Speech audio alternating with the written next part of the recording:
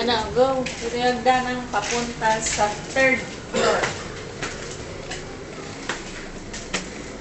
Tignan namin yung room nyo. Ayan yung bintana ng hallway papuntang room, living room.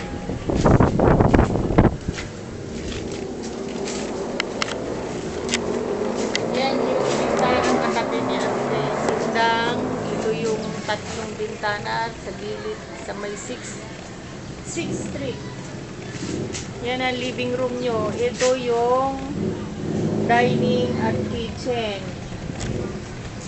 Kitchen ninyo. Ito, dito. Ito ang kitchen. Dito ang dining. Ito ang living room. Ito yung CR. Ganito kalaki yung CR.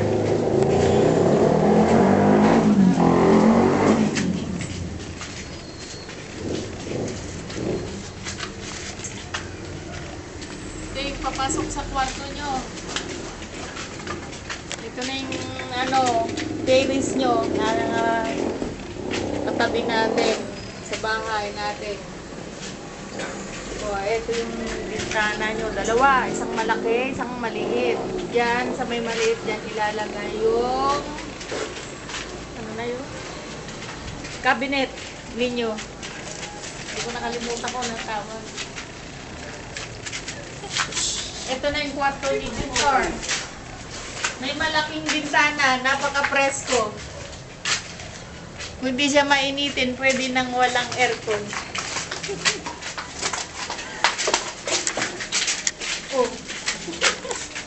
Dito yung hallway papuntang storage.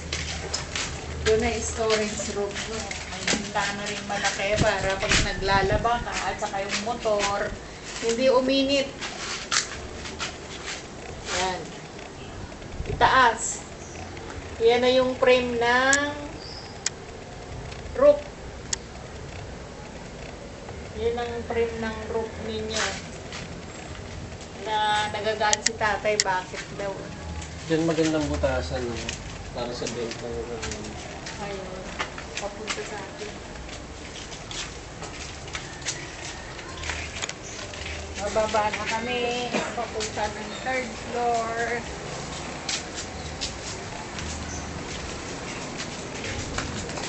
Punta na kami sa third floor.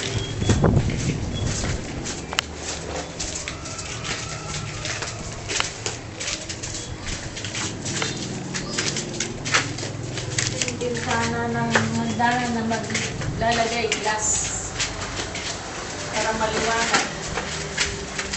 Ito yung kwarto ng third floor na may dalawang bedroom. Ito yung lalagyan ng lababo, magiging kitchen nila. Ito yung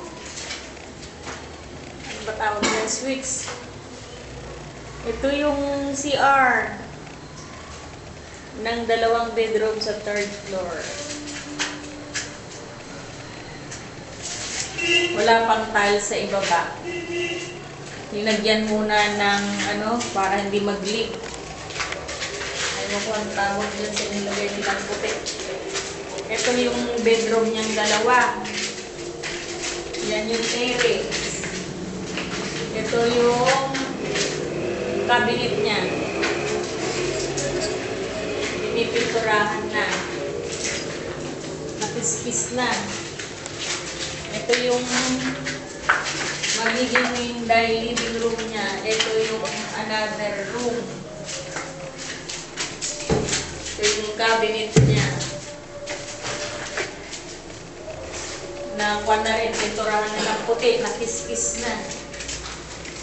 Kami sa isang room na may isang bedroom. Ito. May terrace siya sa 6. Maliwalas.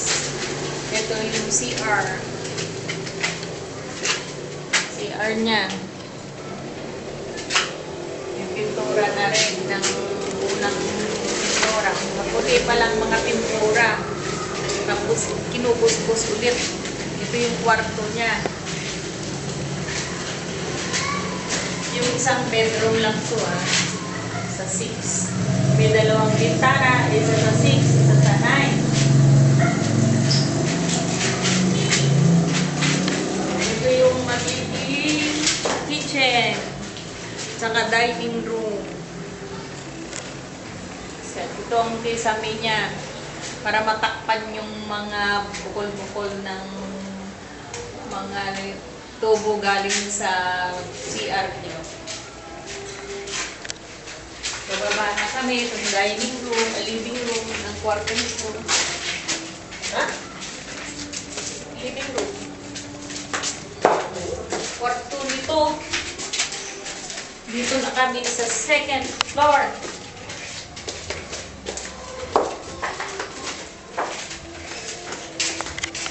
Ito yung dalawang kwarto ng second floor. Ito yung CR niya. Ito yung parehas lang daw. Tara na. Ito sa kabila. Yung stock room. Ito yung stock room. Malaki. Sa ilalim ng hagdanan, paakyat sa third floor. Ito yung bintana na dingding dati. Close yan. Pinabuksan ko kasi madilim at walang hangin dito sa hallway ng second floor.